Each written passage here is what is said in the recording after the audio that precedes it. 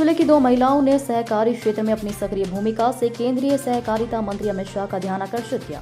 भोपाल में बुधवार को आयोजित सहकार संवाद कार्यक्रम में धार की नौगांव प्राथमिक कृषि खास साख सहकारी समिति की प्रबंधक रुचिका परमार और नालचा के अवलिया की प्रगतिशील किसान सुदामा अचालिया ने अपने अनुभव साझा किए।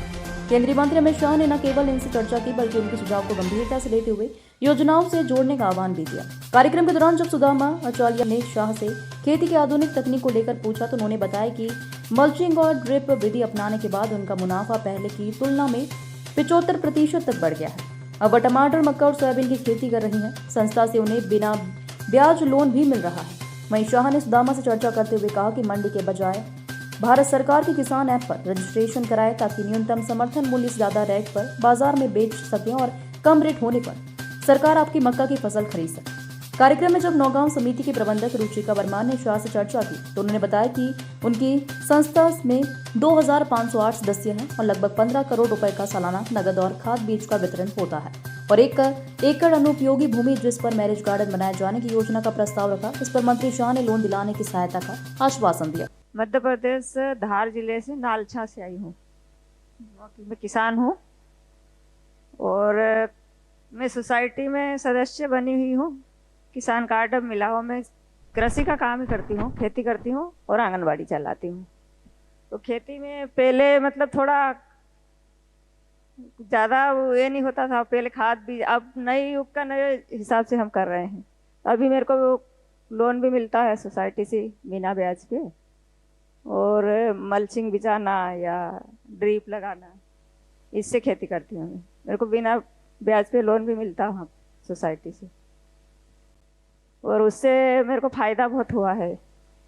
जैसे मल्चिंग कामकाज कितना बढ़ा आपका? मेरा पहले से यूँ समझ लो कि 75% बढ़ गया है। बढ़ गया है? हाँ, 25 से 75 हो गया है, क्योंकि उसमें अपन आसपास वालों को मालूम पड़ता है। आसपास वालों को भी मालूम होता है। मेरा भाई भी है, वो हम मतलब वैज्ञानिक तरीके से ड्रिप लगा के करते हैं।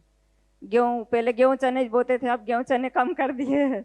नई चीज क्या जो अभी क्या बोया है? अभी टमाटर लगे हुए हैं। खरीफ में क्या बोया है? अभी सोयाबीन भी बोया है, सोयाबीन बोया है, मक्का भी बोई है।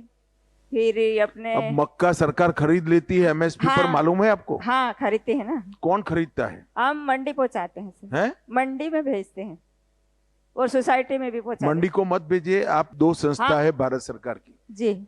ऐप पर आपका रजिस्ट्रेशन करा दीजिए जी।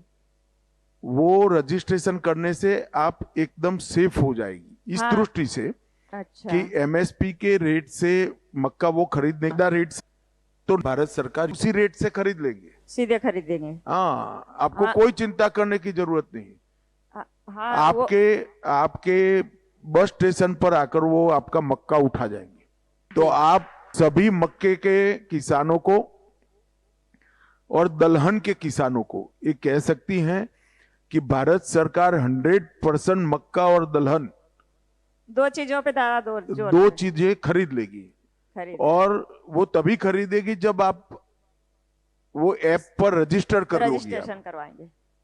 और अगर मक्के का रेट ज्यादा हो गया बाजार में तो आप बाजार में बेच दो, आपका कोई दोष नहीं है। कम हो गया तो सरकार खरीद लेगी। आप मेरी बात समझ रहे? समझ रही सर। तो दोनों ओर से आपका ही फायदा है ना। हाँ, कम हो गया है तो सरकार ज्यादा दाम से खरीदेगी, ज्यादा हो गए तो आपको दाम मिल जाएगा। ज्यादा मिलेगा, दोनों तरफ से फायदा होगा। तो सभी लोगों ने जहां मक्का और दलहन की खेती होती है वो जगहों पर किसानों को भारत सरकार के ऐप के साथ जोड़ने के लिए कहना चाहिए। हाँ, धामनोद समाचार के सभी वीडियोस पाने के लिए हमारे चैनल को भी सब्सक्राइब करें। साथ ही पास में बने हुए बेल आइकन पर प्रेस करो, नोटिफिकेशन पर क्लिक करें ताकि सभी वीडियोस के नोटिफिकेशन आप तक तुरंत पहुंच पाए। आप हमें फेसबुक पर भी फॉलो कर सकते हैं।